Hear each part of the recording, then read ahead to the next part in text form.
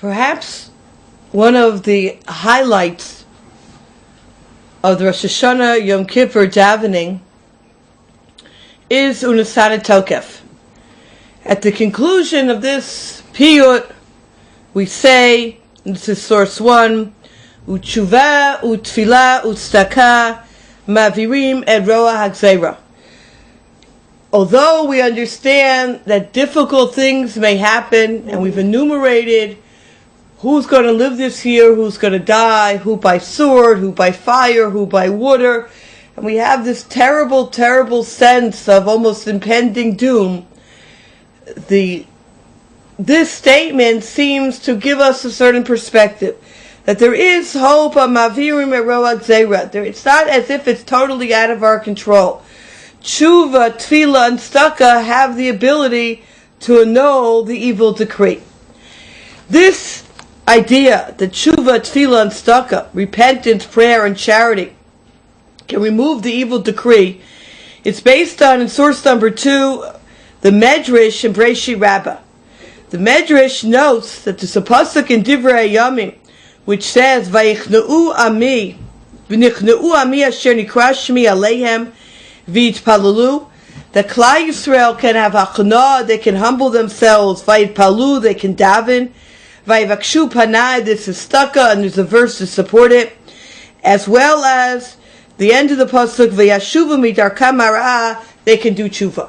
And these three things the Medrash says that are found in this pasuk in Divrei Yamim, that these are the ability to have this humbling oneself in front of God, has the ability to somehow push away any impending doom that is nigzar, that is decreed upon a person.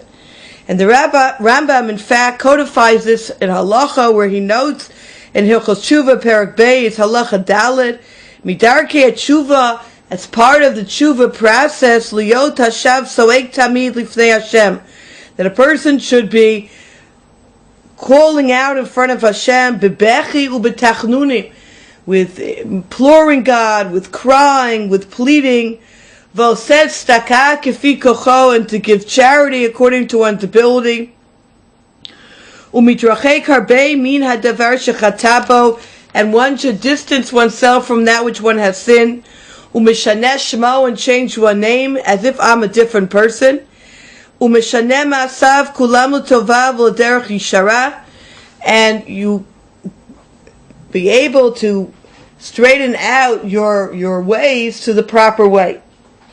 So we see that the Rambam also lists these things as part of the tshuva process. The question that I'd like to deal with today, and we'll preface it by saying that we're not paskening halachically, but rather trying to understand the philosophical construct and what we can learn from this philosophical construct.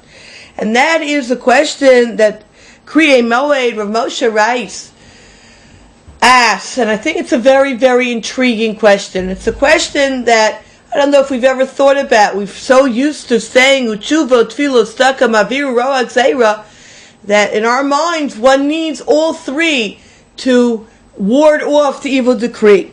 And he says, Omnam Ra'ui, in source number 3, Lateta Teidad L'Sheila, Ha'im L'Tzara Chavarat Roa Hagzeira Nechutzim Shlosha Msa'im B'Ke'achat, O Shadai B'Echad Mehem Kedei Lifolkein. Now clearly, when we're talking about this time of year, when we're talking about Elul Rosh Hashanah, clearly we're talking about that tshuva has to be done, because tshuva is the mitzvah of the time.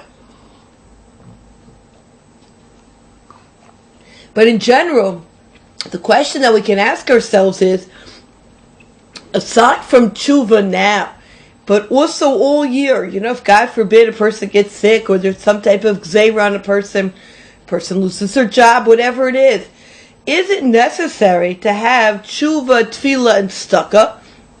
Or is it enough to have just tshuva, just tefillah, just tzedakah, to be able to deal with trying to, in some way, obviously we're not in control, but having some influence of a negative decree found on a person?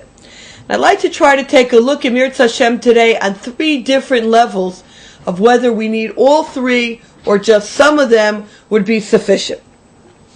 and in so doing be able to gain a sense of what Teshuva, Tefillah, and Stuck is all about, and to gain a sense of what our responsibility at this time of Elul, as we continue our theme here of developing different psukim that are merumas, that hint at Elul, and at the end of this year we'll do a pasuk which is merumas to Elul, what we can learn from for this time, and practically how we can develop ourselves and make ourselves better at this time. On level number 1, there's a very intriguing statement. It's really Torah studies on Parsha studies, Rabbi Sachs, in source number 4, based on the writings of Lubavitcher Rebbe, where he says the following: Teshuva is not repentance, Tefillah is not prayer, and Stucca is not charity.